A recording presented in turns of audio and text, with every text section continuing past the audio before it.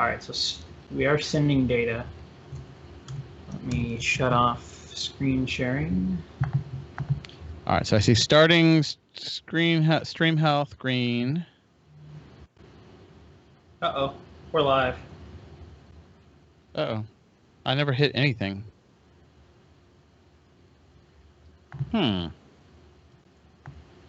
We appear to be live about 9 minutes early. Prematurely. So, tell you what, why don't we go ahead and start something? All right, I didn't even get my beer, so let's do this. I'm actually in true live coding happy hour fashion. I'm putting up a thing that says "We'll be with you in a minute," and I'm gonna go on mute. Okay, sounds good. Yeah, we don't want to stop it, because if we do that, then we'll get a different URL, and so we'll just go with this. Unless I accidentally hit it, I have no idea why we went live so early. So we will be back in just a minute.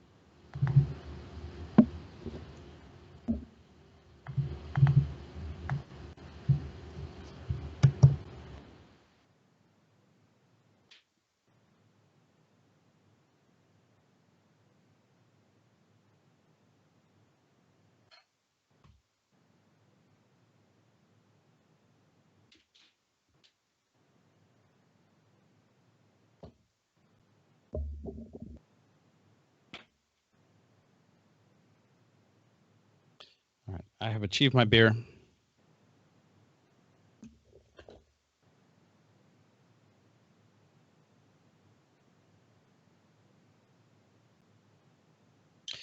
So I think I'll just go ahead and talk for a minute here while we get it together. One of the things that I did this week is how I kind of spent a large portion of my week is going to Raleigh and going to Seattle. So in both cases, these were for ServiceNow developer meetups. So the Raleigh is kind of an ongoing one. It's actually almost what you call like V2 of that meetup, because there was an existing meetup that kind of happened like prior to our involvement. And so, boy, I don't remember when the first one was. If Andrew Barnes is in the chat, maybe he can chime in. But something like 2 years, maybe 3 years that they've been doing this one. I can't even remember when the first time I went. It seems like very early in my developer evangelism stint, like maybe like the first month I was a developer evangelist. So that one has been going on for a while. Seattle is a brand new one. So we kind of we're definitely trying to kind of make an effort to get to as many of these as we can early on. So there is a certain amount of finite labor and finite logistics that you can get around. For example, Orlando and Minneapolis they both have their kickoffs happening at the same time. So by its very nature, that means we can't all go there. So it was actually extremely good. The Raleigh meetup, there have been, like in recent months, there have been some real attendance challenges, but it actually was pretty healthy tonight, and a lot of the people were new. So that was actually great to go, and it seems a little counterintuitive, but it's actually great to go to one of these developer meetups and see a bunch of people you don't already know, right? It's nice to not just be seeing the same few people over and over. And so that I like that, because we're kind of the whole rationale behind this meetup initiative is basically to kind of foster specifically the developer ecosystem. So there's already the existing ServiceNow Snug mechanisms. We've got, knowledge. We've got a bunch of things where people in the ServiceNow sphere get together, but they aren't necessarily developer focused. And so that's the beauty of the developer meetups, is they're intended to be developer focused and nothing but developer focused, right? So there's no sales pitches for anything. There's no no recruitment. There's no rah about anything. It's really just talking about the stuff of interest to developers. And so it was great, and I got to meet a number of people. Several people, I guess, that had RSVP'd via meetup.com and went to the Seattle meetup were there watched these videos, either Tech Now or Live Coding Happy Hour or both, and did not know I was going. So they were kind of surprised to see me. So that was actually extremely funny that they got basically an in-person version of some of this. So let's see. We got about 5 more minutes. What I might even do, this is completely off the cuff. So, I'm actually trying to maybe avoid a certain amount of mythologizing of ourselves about how this is supposed to be. It's not really, I don't really consider it like a design feature that things have to be a little iffy. I'm actually okay when they work, and I don't want it to be a cluster. But at the same time, we do have room for spontaneity. And so I'm going to actually even just pull up and get it done on short notice. I'm going to pull up this app. I'm really not going to, at this point, the app that we were talking about, not 2 weeks ago, but over 3 weeks ago. It was like the second to last one, the one where we were talking about me and getting my app to MVP. And so I'm going to kind of show the state of where things are at on that. Let me share my screen via Skype here. Double check that it's all working. And like I said, Josh is the one who's primarily driving this week, so I didn't have like all the things hidden as if I was intending to share screen. So it might be a little bit ugly. So let me go to share my screen, make sure I share the proper screen. That's the one I want to do. And again, Josh, just give me a heads up when you want to start the actual formal thing in about 3 minutes. So we're kind of at this point. One of the things that really I was doing wrong, I got so excited about this that I threw it open to kind of a beta pool of people, and really had not even thought at all about what the experience looks like when you're a non-admin user. For example, I had the modules wrong. I had, I didn't have a rational set of information even showing down the side. So although my intention was primarily for the experience to be one that you would get by email. Like right now, I've got it working to where you can forward the emails in and get itineraries parsed. But I had not even thought that people are going to want to follow the link, and they're going to want to see what that does. And they're going to want to log in. And I had just thought about nothing. So I've spent some time. I've now got things down to a my flight. I've got things down to a my itineraries, places, travel groups. I did put some thought into what admins should see versus a user of this. And in fact, what you're actually looking at here, this is my actual trip that I just got back from. I guess I was I just had a moment where I thought, how much information am I leaking to the world? I think this is okay for the history of flights I've already taken and are not on anymore. But then so I loaded this up a couple days ago, and so we can see I must have loaded this up in the middle of the itinerary, because you'll notice that 2 of these, they all had the flight aware IDs, but these 2 have statuses. These 2 did not. I'm going to go ahead and just refresh the list. You'll see that at this point we've got all of these. And so like the actual flight end of this is now so on autopilot that I don't even think about it again. I just assume that if I put a flight in with the right information, everything's going to work. I spent some time doing, because the data model of this flight to itineraries is such that I've got basically 3 different things going on here, where I've got travel groups, I've got flights and itineraries. And all of these things are connected to each other via many-to-many relationships, right? An itinerary can have many flights. You can have many people on a flight, all right? So a user owns an itinerary. A user does not own a flight, right? These flights, there could have been 5 people on this, and recently we had the use case of exactly that. Then you have a travel group, which is basically made up of people.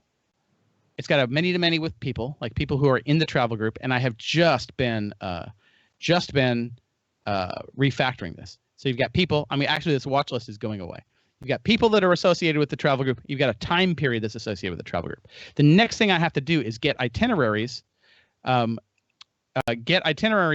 such that they associate automatically with the travel group. So you can say a travel group is set up either. We kind of have actually set up our teams this way, and now where a team is a special case of a permanent one, and then you say you've got a specific trip like the one that these guys took to Denver.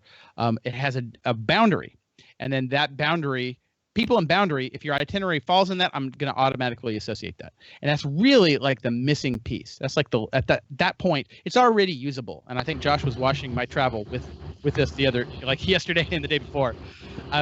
But at this point, it is what we would consider MVP.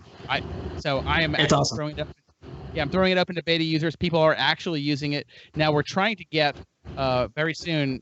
We're taking a group-wide trip to India, and I'm trying to make it so that we can get things such that people can coordinate, make sure they're on the right flight, and everybody kind of uses that to get together. So that is upcoming work, but it's actually working out really well, and so I'm kind of happy with where things were.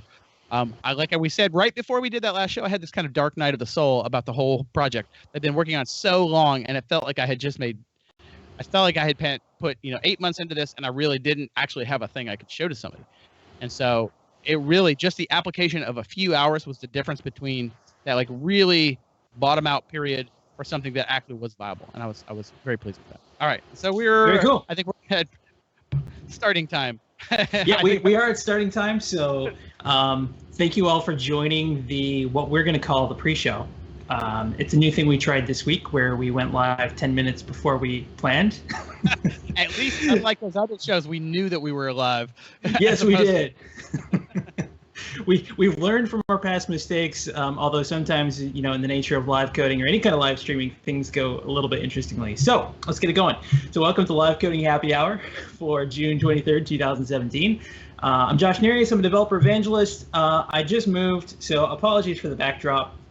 I've got, I think last time on Live Coding, I had an entire mess of boxes behind me with an entirely different apartment behind me. And this time I have the same mess of boxes. It's just in a different location. So that's what's going on. And with me on the other side, I am Dave Slusher, also developer evangelist with ServiceNow. Josh and I are coworkers in the same team. We are joined at the hip. And not only... so it's great that Josh is driving this time because I am more or less dead on my feet, and I'm really regretting that I have a standing desk, a non-convertible standing desk right now. But also, should be pointed out, I'm actually wearing the same clothes when I presented in Seattle. I took a red eye home. I'm still in the clothes. I went straight to work. So it's a mess. So thankfully, Josh is going to take charge. And in your OAuth fashion, I will admit that the fact that you're really good on OAuth has more or less prevented me from doing it because I know that you have that in hand, and anything I need, I ask you. So I probably should. That's probably kind of the coward's way out, and I should take a little more time kind of getting myself. I should probably figure out how to use OAuth with my app.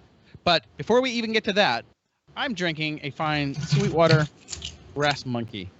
I'm actually at this point ready to get rid of this mixed 12-pack and start something else, but we have about 4 left, so that's what we're going. Nice. No novelty, just what I can do on short notice.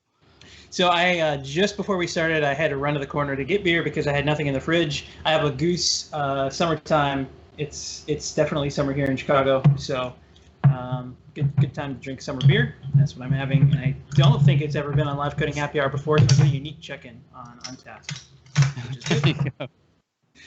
A lot of times I forget to check in here, so we should. I don't even know a good way to communicate your Untapped information. There's you search on our names. You can probably search on our names and find it. Probably can, and then we probably need to do a Live Coding Happy Hour specifically about consuming the Untapped API because it seems like just about the most appropriate thing you could possibly Can you post a check-in by the API? That's a good question. I don't know. We'll have to find out someday. And we can make a tool. We can make a tool that we use ourselves where we do the ratings and post them as part of the final step of every show. Exactly. Enter everybody's ratings, hit post, and there you go. So if you have not seen a Live Coding Happy Hour before, as you've probably noticed today, this is a very informal broadcast. We get on the screen and we drink some beer and we write some code. And sometimes things work, sometimes things don't. And today everything worked just a little bit sooner than we wanted them to. The topic today is OAuth again. We've actually talked about OAuth in 3 other Live Coding Happy Hours. So I guess when you think about that percentage-wise, this is 4, and this is, I think, episode 31. So that's a fair amount of OAuth. But somebody over in the SNDev Slack had sent me a message the other day, and he's like, "Hey, you guys talked about doing refresh tokens in OAuth, probably in like part 1 or part 2, which was sometime last year. And we've never actually gotten back to refresh tokens and talking about what they are and how to use them. So that is our topic today. Let us do it. So with that, we're going to start transitioning over to screen sharing mode. Bear with us for a moment while things flash and move around. And while that comes up, thank you, Jeremy. Thank you, Casey. Thank you, Goroff.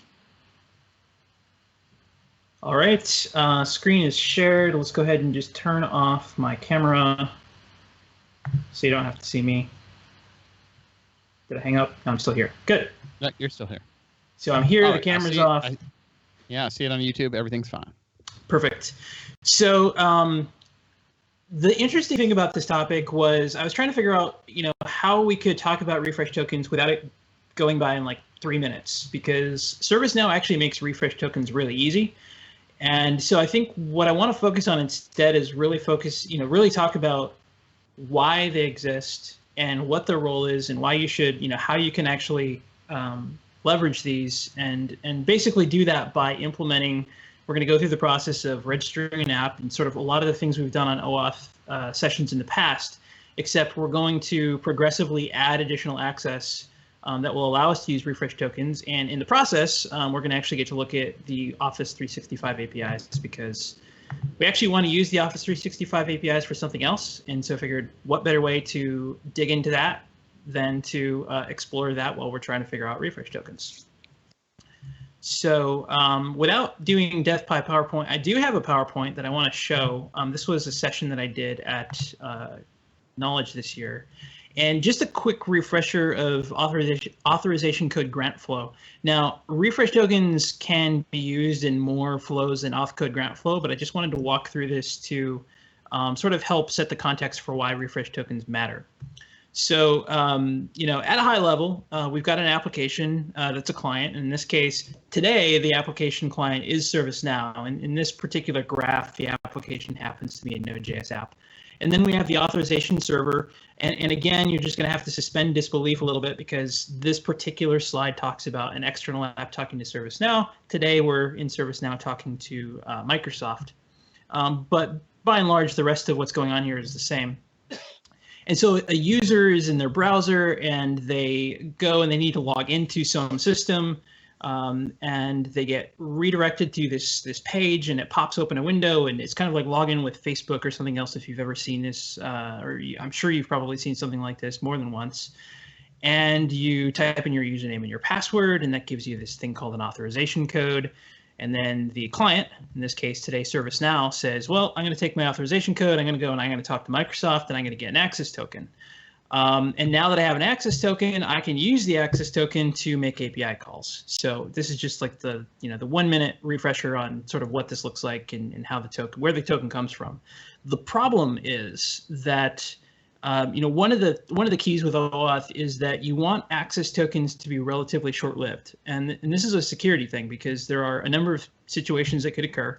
Maybe a token gets shared somehow, or maybe there is logging on a server and somehow a token gets into a server log or something like that. There are just a number of potential scenarios where a token could get out, and you want that token to be short-lived so that exposure is not really as much of a concern. And and then you also want to be able to revoke tokens without necessarily causing an application to reauthorize.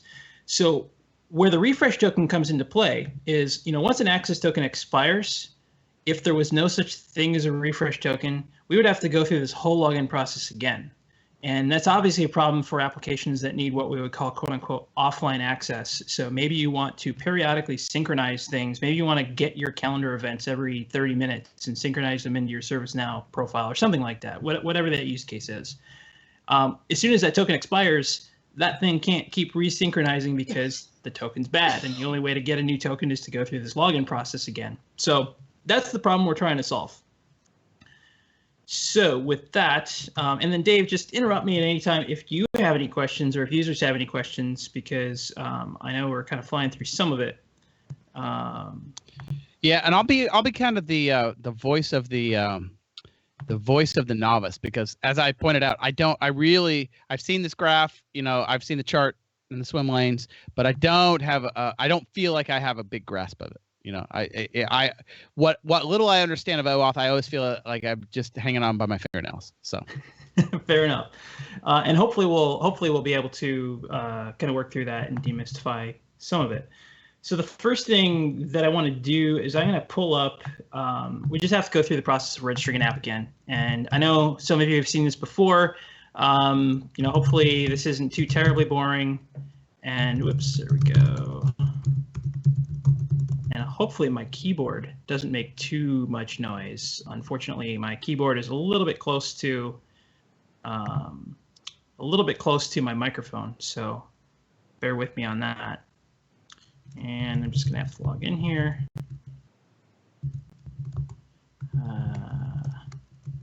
The extremely exciting stuff.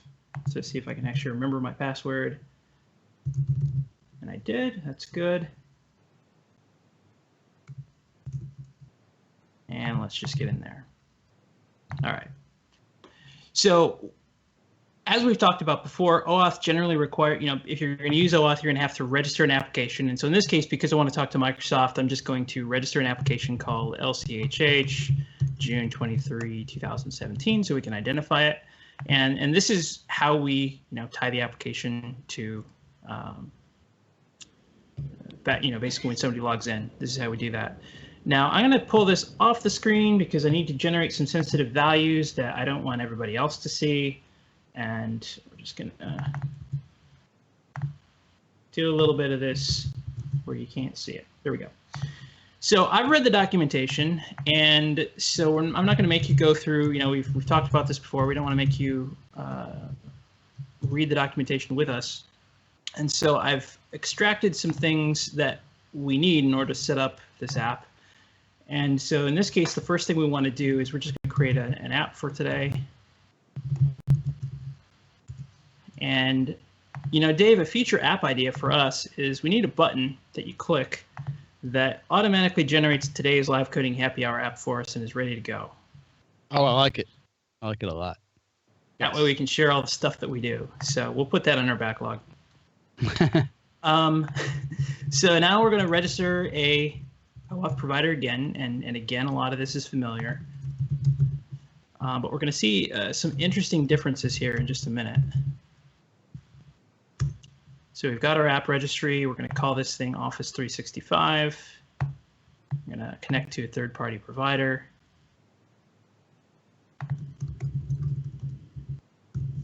And we'll copy in some values here.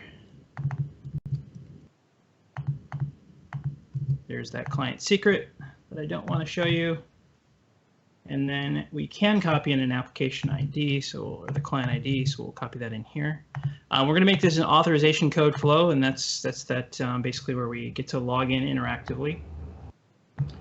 And then we're going to copy in our authorization and token URLs, so all standard stuff.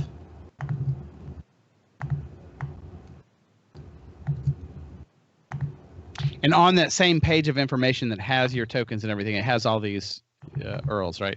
So typically they give you like a one-stop shop for all the information you need. So interestingly enough, no, not in the case of this particular portal. So I had to go digging through the Microsoft documentation to find this. There is an area of the Microsoft docs that has this stuff listed. So I just had to find that before we started today. Oh, gotcha. Okay. And you know what? Just to make sure, let me just zoom up because I just realized. Hopefully, that's visible. All right. So now that we've got this, we need to set up an operation. So let me bear with me here. I just need to find. You know what? I'm just going to show you because I can't remember the page, so I need to find this. Office 365 calendar REST API. That's what we want. And what I want to be able to do is I want to be able to, so here's Outlook calendar. We just need to find the operation to find the next available time. So in this particular hypothetical scenario, we want to be able to go out there and find on somebody's calendar what their next available time is. Now, this is an interesting thing up here. You'll notice that the minimum required scopes has to be one of the following. So we actually have to have a series of scopes. And so this is one key thing in setting this up. We'll get to that in a minute. I want to focus on the token generation right now. So going back here, we will go ahead and just create a REST message.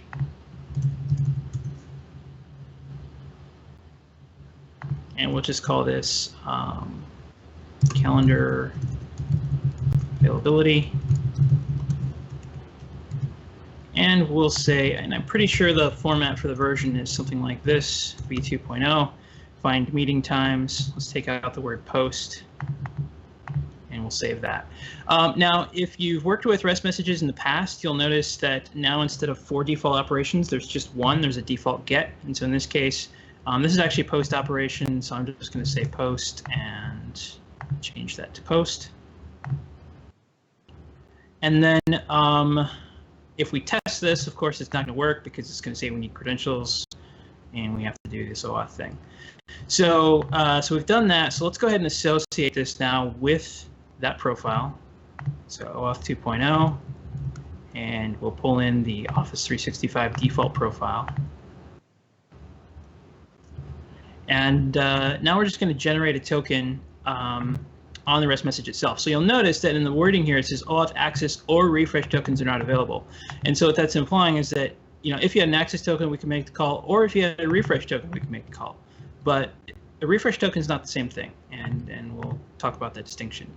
So I click sign in, and it says we've got a bad request. We haven't specified our scopes, so it's somewhat expected. I need to go in and actually specify the scopes that we want to talk to. So let's do that now.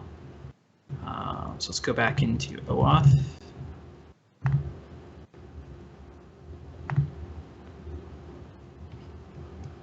And so the entity scopes that we want, just to make things simple, we're going to start off with 2. So the first one is going to be user.read. And this is something you can find in the Microsoft documentation. And we want calendars.read. And it's very critical because it's not calendar or singular.read, it's calendars. And I was banging my head against the wall for far too long the first time I was trying to set that up. So we're gonna save those. And then that's this just is a text string. That's just a text string that's being that's part of the transaction, right? It's part of the post that goes in there. Yeah, and the key is from ServiceNow standpoint, the part that's sent is the part on the right side. I could call the left side whatever I want. So I could say calendar read access, and on the right side is the thing on the right side is actually what's going to get sent. And that's important because if it's a weird sort of esoteric scope name that doesn't make a lot of human sense, you can actually make it make sense by giving it a friendlier name. Mm-hmm. Now, one other common thing that's a big hang-up is defining the entity scopes and then forgetting to actually add them to the profile. So this just defines the scopes, but it doesn't add them to the profile. So in other words, when we go out and we try to get a token, we're not going to send these until we add them to the profile. And this lets you set up different entity profiles. So maybe one profile gets some things and another profile gets other things. So now that we've created them, we have to come in here and say, I want calendar read access and I want user read access. So there we go. So we'll do that. Yeah, that seems a little non-intuitive. Like I would not assume once I set them up in that right-hand tab in that related list, I would assume I was done. Yeah, it is definitely a little bit non-intuitive, and I think that yeah, it's just a little weird, and it starts to make more sense if you had multiple profiles. But I have found that most things you do is you're probably going to have a single profile, and then it's just a little bit less like you said, non-intuitive.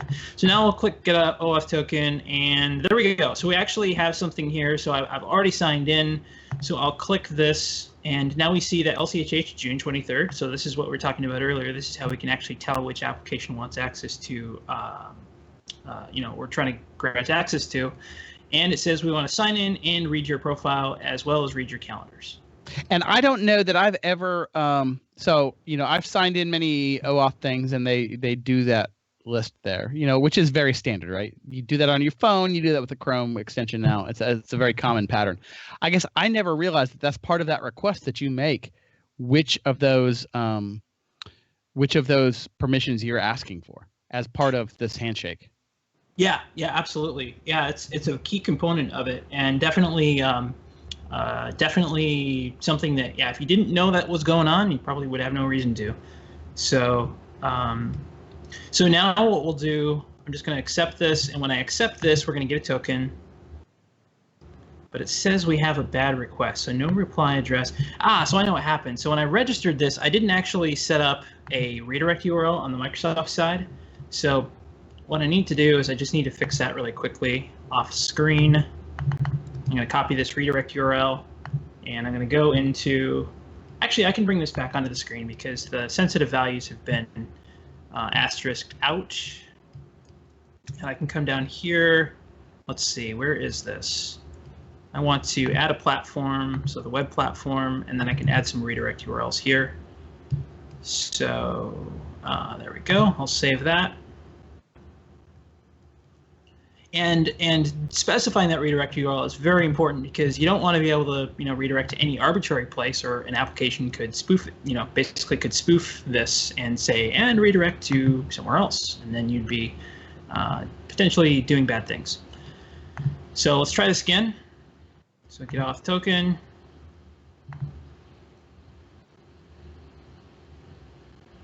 And that time I didn't have to re-grant it because I had already granted it. And now we should have, in theory, there we go. So access token is available and expires at that time.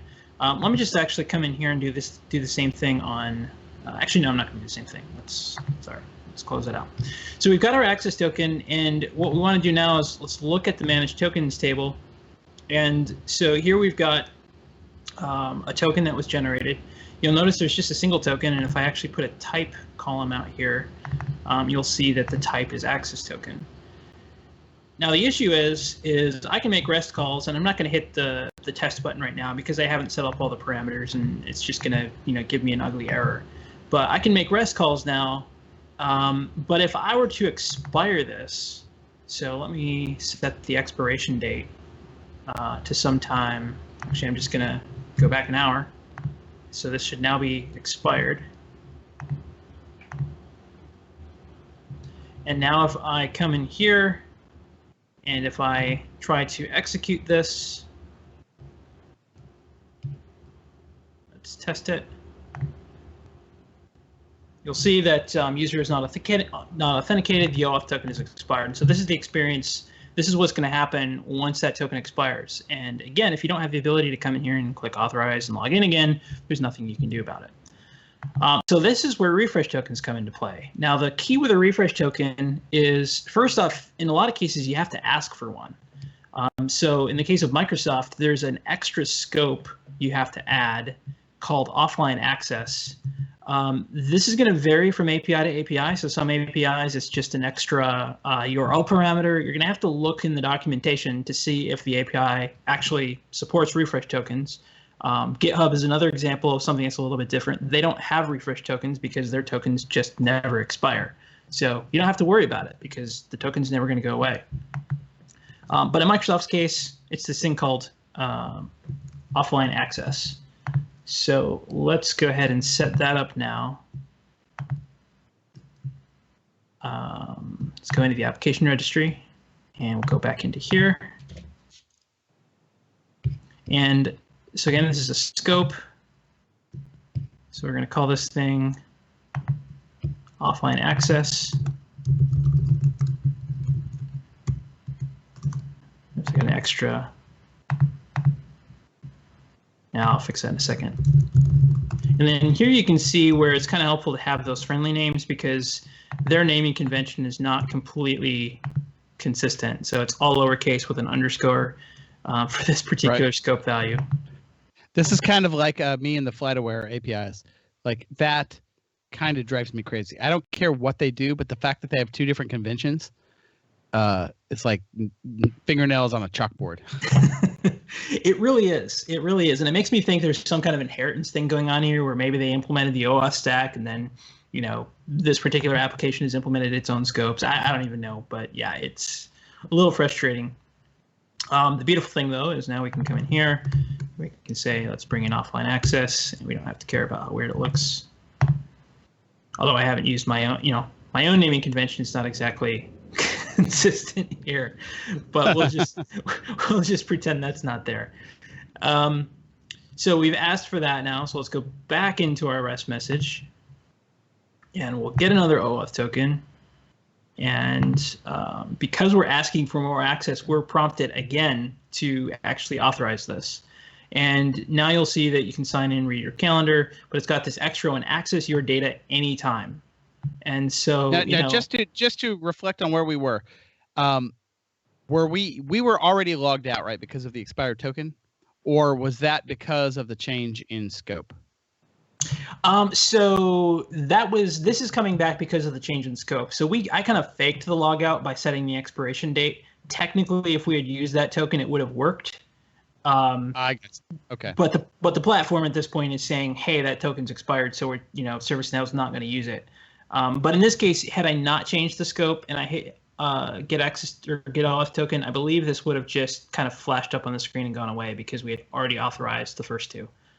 Gotcha. Okay. So, yeah, and if you've ever had apps installed on your phone, or I know sometimes Chrome extensions do this, where you have to go in and you have to say, hey, this thing wants more access now. You have to reauthorize it.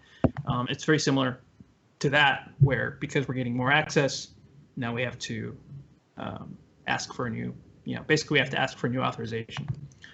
So I'll click accept.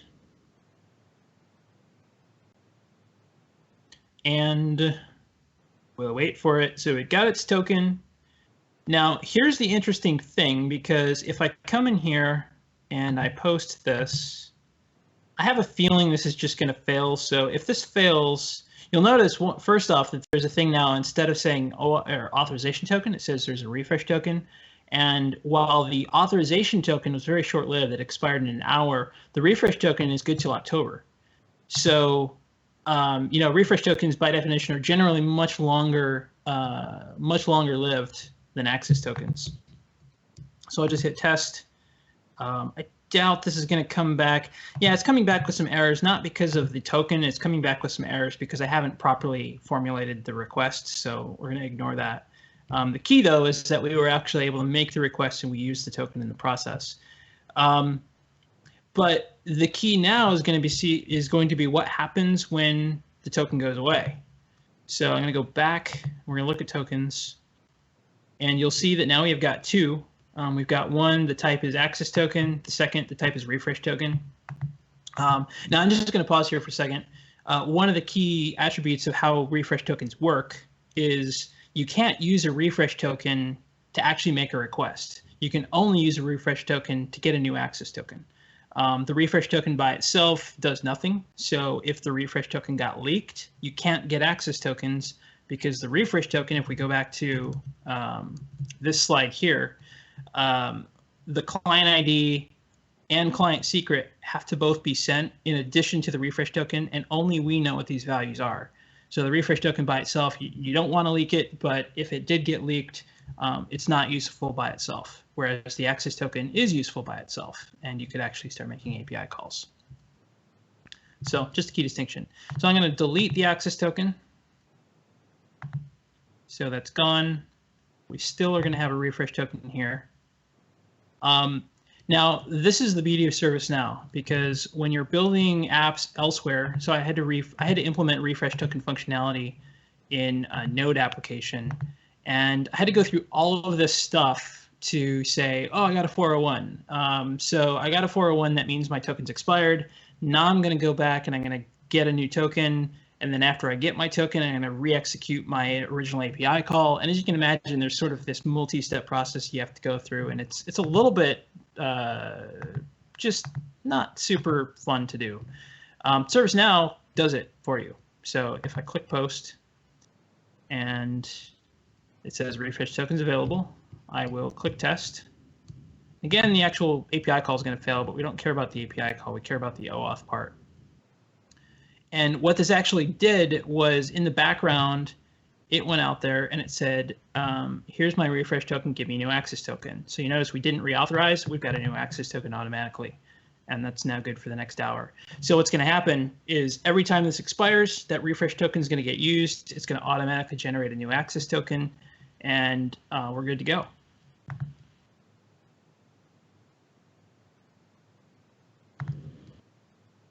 So, wow, it's only 4 o'clock.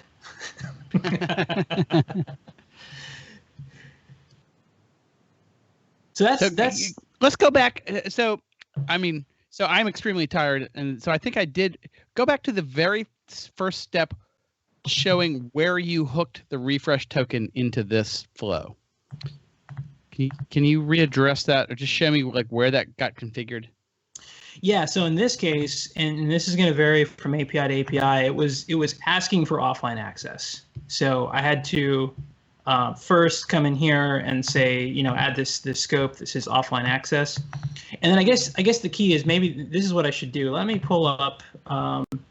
Because it actually wasn't. So at one point you went back and it was asking. You had the two different tokens in managed token, and it was not obvious to me what you did to make the refresh token appear in there. And the answer to that was magic. I hate saying that, but no. So what happened there was because so the ServiceNow REST message v2 platform code, so the code that's out there and actually executing REST requests, looked out there and said, do I have a refresh token or do I have an access token? No. Do I have a refresh token? Yes. Because I have a refresh token, I'm going to use this stuff here to go out and get a fresh access token and then execute the request. So the platform basically handles it all. Okay. So that process where if you're building your own app and you're out there and you're catching your 401, you're getting a new token, then you're using the token, none of that, you don't actually have to do any of that within ServiceNow. Now, so the refresh, so when you hit the authorization, so when you hit your OAuth asking for the authorization code, it generated the refresh token, communicated it back to you, and then the refresh token was used in the subsequent call. Is that right? Yes. So let me show this. I'm going to pull up a sort of a raw representation of what the token looks like before and after, so we can see the difference in what the OAuth endpoint is returning. So bear with me 1 second, and let me just. Yeah, because I am trying to be kind of the voice of the audience here, because I just literally did not understand that. Okay. Gotcha. I actually thought that maybe I spaced out and I just missed the part, because you did not. There was no point where you went and configured add refresh token. Correct. Right. Yeah, there was no. I didn't have to configure that. It was basically something that. So in the OAuth spec, there are a number of values that can get returned. This is the access token before asking for a refresh token. So this is what got returned by the authorization endpoint, or I'm sorry, the access token endpoint when we asked for an access token. So it comes back and it says, here's your token. Here are the scopes that it's a part of. Here's when it expires, and then here's the actual token value. And so then what ServiceNow does is it takes these and it says, okay, I'm going to create a value in the token table, or I think it's technically the OAuth _ credential table. And this is the value of the token, and that's how it calculates the end date on there. So that's what happens with the default, just an access token, no refresh token. On the other hand, when you ask for a refresh token, or when you you don't, even if you don't ask for it, basically if a refresh token is returned, it's going to look like this. So this is basically the same request. And by the way, in case you're wondering, I did make changes to these values, so these are not actual real tokens. But anyway, you'll see the additional structure down here at the bottom with the refresh token value. And ServiceNow is looking in that and saying, oh, there's a refresh token. So I'm going to create another token in the table to represent the refresh token. And then, basically we're going to, if it's there, use it if we don't have an access token. So it's okay. So the Office 365 side returned the refresh token, and that's why it was created on the ServiceNow side. Yes. Yeah. And had it not been returned, there's nothing on the ServiceNow side aside from how you make the request. So in this case, because we added the scope, that did the refresh token, but some OAuth endpoints could just automatically give you a refresh token even if you don't ask for it. So this is just one case where we had to ask for it. Some APIs just give it to you, and I think actually ServiceNow is one such case. I think ServiceNow, if you use OAuth in ServiceNow, we're always going to give you a refresh token no matter what. So the refresh token is because of the offline access. That's the thing. Is that yes. that That's the key thing that I'm missing, is that when you don't ask, that's the difference between the two requests, is when you're not asking for offline access, you don't need the refresh token, so it doesn't give it to you. Correct. But when you do the offline access, you do actually need it because you're frequently going to be doing that when you won't have just authenticated. Exactly. And so exactly. Okay. Yeah, so this is particularly important for applications where it's more of a server-to-server integration. Some apps, they're a little bit more, the token is a lot more ephemeral. So you come in, you log in, you have your session, and then you close your browser, and that's it. And then the next time you log in, you get another token, and you close your browser, and that's it. So it just depends on the use case. But yeah, offline access is the key. That's a part that has been troubling me, is that the whole aspect of that transaction is really just it's just intuited and implied, right? Yeah, exactly. Okay, all right. So I feel a little less dumb for not having picked that up. Yeah, and it's I think part it really is a non-obvious aspect of this whole thing. Yeah, it really is. Well, and the thing about it too is that because ServiceNow is handling some components of that, so if maybe the first API you ever called just automatically gives you refresh tokens and you never had to think about it, it's not necessarily obvious that it is or isn't doing that because it's just handling things in the back end. In this case, really the differentiator is some APIs are always giving you offline access, I guess would be the way to put it. Some APIs give you offline access by default, which is giving you a refresh token by default. And other APIs, like this one, make you ask for it. Okay. Casey has a question in the chat. Does the time to live keep going up? Or is it going to... So it expires in October. Is it going to keep creeping forward if you keep making requests? Or will it expire in October no matter what, and then you need a new one? That's a really great question. I think that's a really good question, because if you look at this token here, there's nothing about this token that tells you when the refresh token expires, which makes me think that ServiceNow is expiring it. Yeah, maybe we're setting a default value. That could be. That we're just saying that, I also noticed up here, we've got ext expires in, which is 0. Let's do this. Let's go and look at the API documentation, because I am curious about that. And I suspect that this is going to vary from API to API, most likely. So here is the Microsoft doc for this. And let's see if we can find the word expire. So which can be used when the current one expires. There's the code, expires in. Refresh tokens are long-lived, can be used to retain access to resources for extended periods of time. Let's take a look at the v2.0 token reference. So refresh.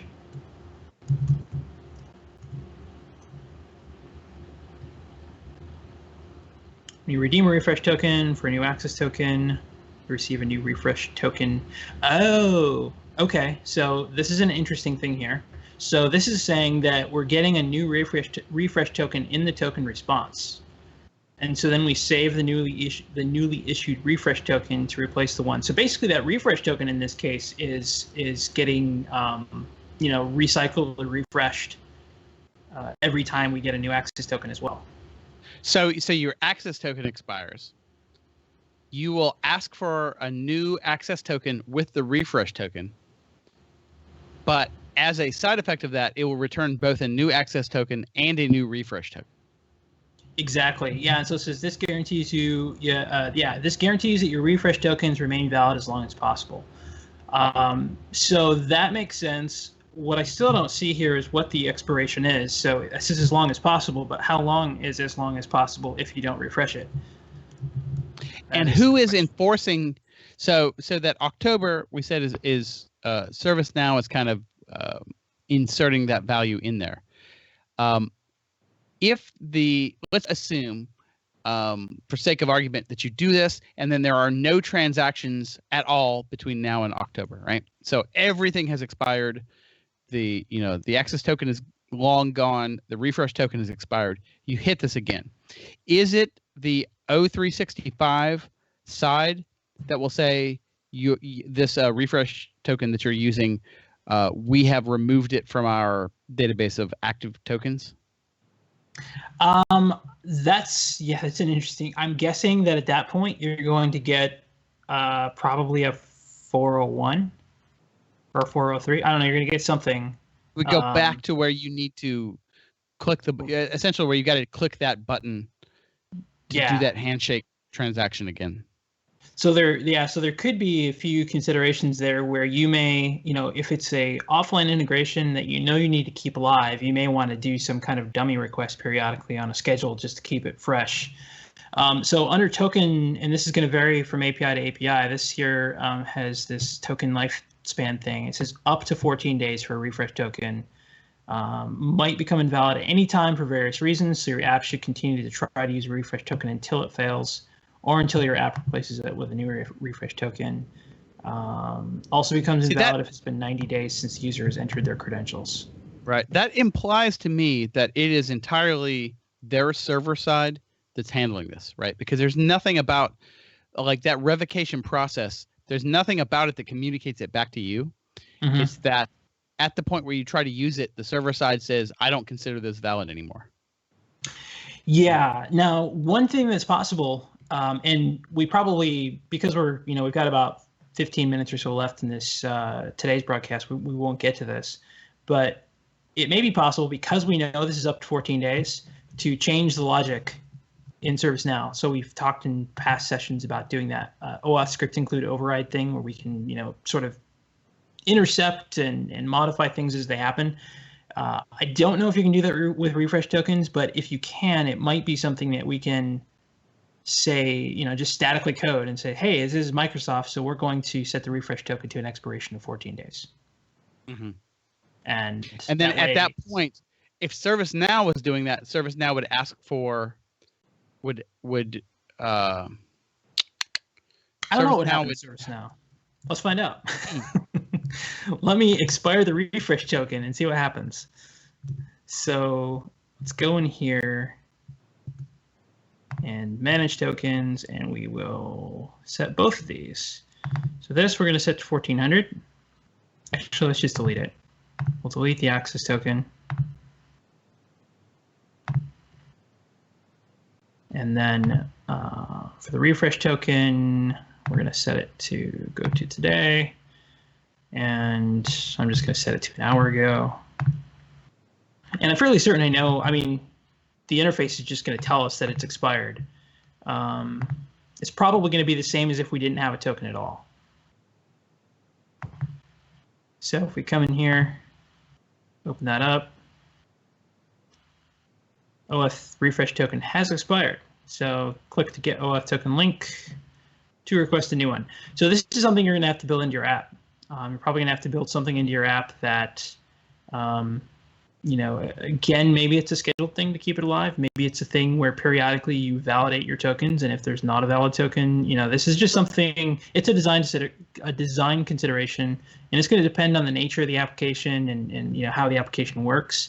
I think it was a very interactive app. Like I think an example would be GitHub Companion, or one of these apps where everything is tied to the current user's session. You can just surface this information in the interface somewhere and tell them that, hey, your thing's expired, click here to reauthorize. But for a server-to-server, you're going to have to do something to validate that. Okay. I'm just looking at the chat. Let's see, Casey's saying,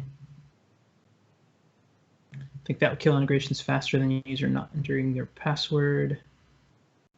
Good for security, bad for lazy admins. Yeah, so the thing is that in this particular API, what they're talking about with if the user has not entered their password, I think that even if you keep refreshing that, it doesn't matter. So after 90 days, even if you've been keeping it alive, it's just going to go away, I think is what you're getting at. and that, yeah, that's exactly what would happen. So it does put in place some kind of, I guess, control to say that even if you're doing something, we're still going to make sure that there's some level of security if the user is just never logging in.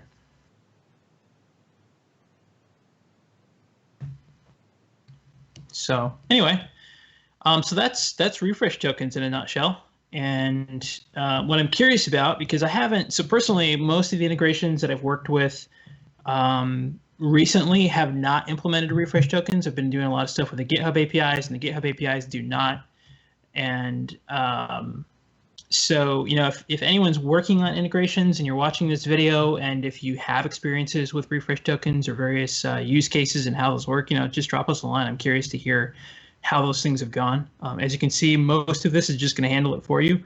But I could conceivably see where there could be situations similar to some of the challenges we had setting up basic OAuth, where you would have to do some additional finagling to process the refresh tokens or something like that, I guess, in theory. Mm-hmm. So so you say GitHub doesn't ever send a refresh token. So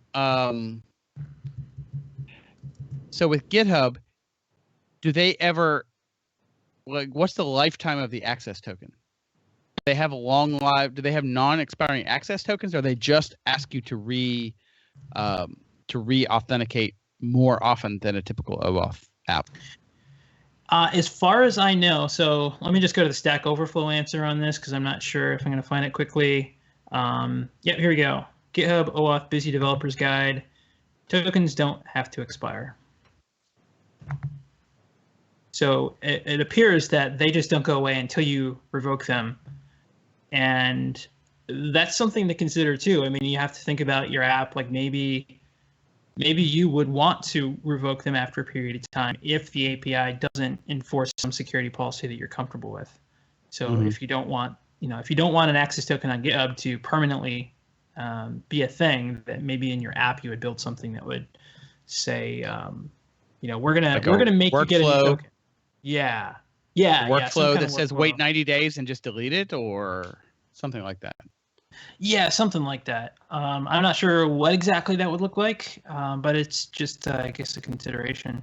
With that, the other weird thing. Oh, so you know what? Here's one way you could do that, and this is, well, I don't love it, but access tokens in the platform do have to have an expiration date, and so because GitHub in this case is not returning an expiration date, you have to set it yourself, and I would think that would mean you could just set it to some low value, and at some point it's going to go away. The downside there is that it's not a rolling window; it's just a static thing. So you generate a token today, and if you set the expiration for 30 days from now, it's just going to expire. It's not going to get re-upped because you're never. Is that a thing that you would want? Would you want a rolling window? Like if you use it, you want to add 30 more days from today? I mean, that's effectively what refresh tokens are doing, I think. So I guess could do that with a read business rule, right? Potentially. Like in your read business rule, you have it move your expiration date out. So if it gets pulled out of the database, then move it forward. Otherwise, let it expire. I think the only thing with the before query business rule is that I don't think you can modify the record, but I could be wrong on that. I'd have to look, because I'm not sure what that. Well, you're not. Oh yeah, you're modifying your own. Right? Yeah, shoot, that may not work. Yeah. So I mean, it may be a non-issue. I don't really know. That's. I guess the answer or the takeaway is that it's something you should think about. for lack of a better piece of guidance, just keep it in mind. Okay. So yeah. All right, interesting stuff. That actually was. It's more straightforward and less fiddly than I was expecting, honestly. Yeah, and I was expecting. I'm just gonna stop sharing here and I guess go back to camera mode. I was expecting more challenges along the way, and was pleasantly surprised that the Microsoft APIs just worked. I mean, I didn't really have to do anything. We didn't have to implement a special script include. It just did the thing that it needed to do. So that's good. Mm-hmm. And like it should be right to remind everybody we did exactly nothing with we never sent even a properly formatted API call, right? True. Yeah. The O365 API is always pooping out because it doesn't even have what it needs. But it's all the machinery up to that point, just like verifying the authentication is the only part that we cared about. Yeah, that's a pretty good point. Definitely a key distinction in what we did today. And our goal wasn't really to call the API; it was just to get the other stuff going. So the other stuff will be left to the exercise of a future LCHH, or if you want to call it yourself, you can do that too. Just as as an aside out of nowhere, I did a Ruby on Rails app at one point that did read exchange availability. Looked at people's it was basically calculating their percentage utilization based on exchange meetings that were set up on their calendar. So to figure out how many hours a week they had meetings of a certain like a convention, a naming convention. It's like, all right, this is one of those things. How many of those did you have over a unit time period? So like the thing you're trying to do is absolutely doable by the API. And I did it, calling it from Ruby. And in that case, like I didn't do any of the stuff because there was a Ruby gem that had all the API access, right? So I was calling a very high level function, which is like get next appointment or get appointments, something that would like get appointments for a day, for a user for a day, or however I did. I don't remember the ins and outs, but return you an array of blocks of those appointments, which ultimately were just the exchange data structure. Got it. Interesting. Yeah, so somewhere in there, you'll be able to do the same thing, right? You'll be able to get that exchange data structure and then just convert it to whatever you want, like a JSON object of start time, end times, or whatever, something like that. Cool. All right, let me double check. Do we have any wrap up thoughts here? Looks like not. Casey was just saying the 14-day policy was kind of what Microsoft rules were under the 14-day policy. All right, last call for any input. All right, thank you, Casey. Thank you, Tariq. And with that, I guess we're going to tootle on into the sunset and into the weekend. And I think I'm going to go lay down before I fall down. Before we do beer ratings, 3.5-ish on the summer. Didn't love it, but it's not bad. One of those things about Untapped, and this would actually be like, I'm curious if the API can access your historical record. How often do you go into Untapped and rate a beer and it's radically different from the rating you already have in there? I had one of those recently. Oh yeah. Yeah, I've done it before. It was like the first time I think I had a 4.5 or something crazy high. I'm like, what was I thinking then? I don't know. Well, I went the other way where I had that thing I think was rated 3 or maybe even like a 2.75. I'm like, I thought it was like a 4. So the thing that should be noted is that Untapped does not take into account the context, because sometimes there's a beer that is perfect for the situation.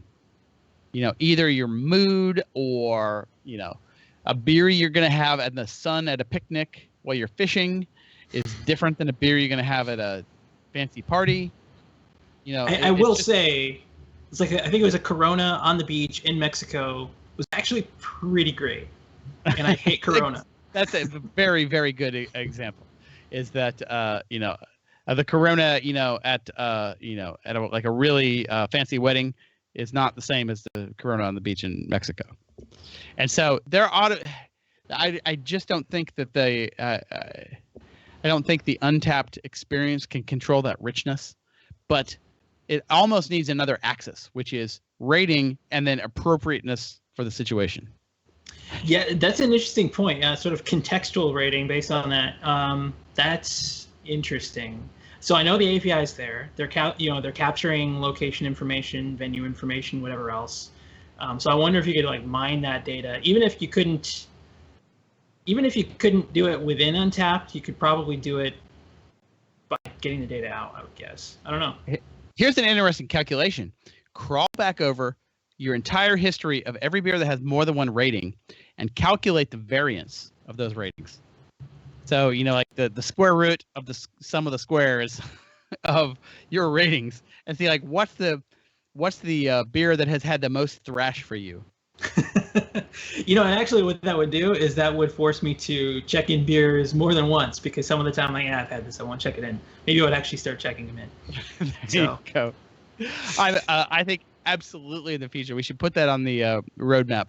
We got to do the Untapped API in the future. Yeah, and then you know what? Even if the Untapped API doesn't do what we want it to, we certainly know that ServiceNow platform will. So that's true. If it's not there, we'll sort of polling mechanism. Like, let's say it only returns you the most recent. Like, it doesn't return anything historical. You could just refresh and see for every beer I've ever rated, do I have a newer rating? Like daily, or just whatever the API will allow. Oh, this sounds like a great plan. So I love how we actually we're doing show planning on the show. We'll definitely do that. You got to see a little bit of a pre-show today, so thank you all for bearing with us. And next week, there will be less junk behind me as I continue to unpack over here. All right. Thanks, everybody. And I think we're doing it next week. But, as always, subscribe to the YouTube channel. That is kind of the canonical way to get the notifications that we're on the air and that we've added a new show. And the best way to do it. Thank you, everybody. And we'll see you next week. And thank you, Josh, as always. Thank you all.